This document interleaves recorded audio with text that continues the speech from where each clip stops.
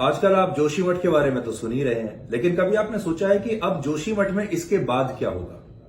मकानों में दरार आ गई है, लोगों को कह दिया गया है कि आप यहां से चले जाइए, लेकिन इसके बाद क्या होगा?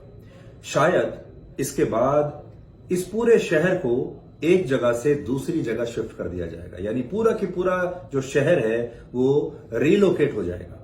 ऐसा शायद आपने इससे पहले कभी देखा नहीं होगा। कैसे होगा ये सब आज आपको बताएंगे। इसके अलावा जो उत्तराखंड के दूसरे पहाड़ी शहर हैं वहां पर भी अब वैसा ही होने लगा है जैसा जोशीमठ में हो रहा था, यानी वहां पर भी दरारें आने लगी हैं। और तीसरी बड़ी बात जिसके बारे में आपने कभी सोचा नहीं होगा, मसूरी और शिमला जैसे पहाड़ी शहरों में अब दिल्ली और मुंबई से भी ज्यादा और लंबे ट्रैफिक जैम लगते हैं। आप अपने अपने शहरों में तो ट्रैफिक जैम से बड़े परेशान होंगे, लेकिन और इससे बचने के लिए कई बार आप छुट्टियों पर मसूरी जाते हैं और शिमला जाते हैं, लेकिन वहां अब इन शहरों से भी लंबे ट्रैफिक जैम्स लग रहे हैं। जोशीमठ के लोगों को अपना घर छोड़कर जाना पड़ रहा है और प्रदूषण की वजह से एक जमाना ऐसा आएगा जब इन महानगरों के लोगों को भी अपना घर छोड़कर जाना पड़ेगा, लेकिन तब ये कहां जाएंगे, क्योंकि पहाड़ों पर भी तब जगह नहीं मिलेगी। तो आज एक शहर के शिफ्ट होने की कहानी हम आपको दिखाते हैं और कैसे अब जो पहाड़ी इलाके थे जिन्हें हम बड़ा सुंदर मानते थे, वहां जाते थे छुट्टियां मनाने के लिए, अब उनकी स्थिति भी एक महानगर के झुग्गी झोपड़ी इलाकों की तरह होती जा रही है। एक के ऊपर एक मकान चढ़े हुए हैं, सड़कें बची नहीं है, गाड़ियों की संख्या बहुत ज्यादा हो गई है, बहुत बुरा हाल है। आज आपको सब कुछ दिखाएंगे।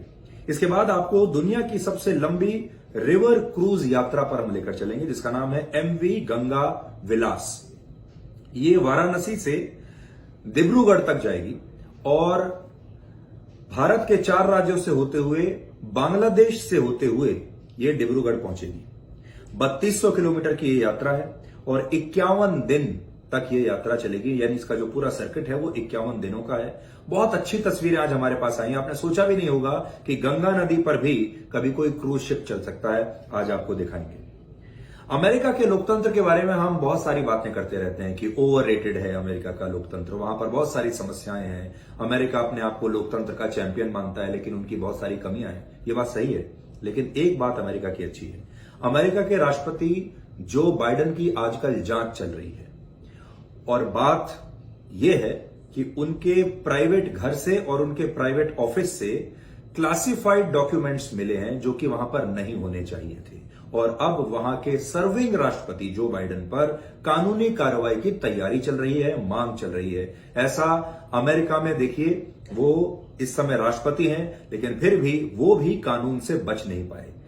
ये पूरी कहानी आज हम आपको बताएंगे और आखिर में आपको बताएंगे कि हमारे देश में 60 वर्ष की उम्र को रिटायरमेंट की एज मान लिया जाता है और उससे पहले हमारे जो मिडिल क्लास फैमिली के जो लोग हैं वो अपनी पूरी रिटायरमेंट प्लान कर लेते हैं, अपनी सेविंग देखना शुरू कर देते हैं, कितनी पेंशन मिलेगी, प्रोविडेंट फंड कितना मिलेगा, बच्चों की शादियां, सारी जिम्मेदारियां वो रिटायरमेंट से पहले पूरी कर लेना चाहते हैं। लेकिन क्या आप जानते हैं कि चाइना, जापान, साउथ कोरिया जैसे देशों में 70, 75 साल के, 80 साल के लोगों को भी इस समय काम करना पड़ रहा है, यानी वहां कोई रिटायरमेंट नहीं है। पहला कारण है उनके पास कोई सेविंग नहीं है, बचत नहीं है, तो काम करना ही पड़ेगा जब पैसा नहीं है।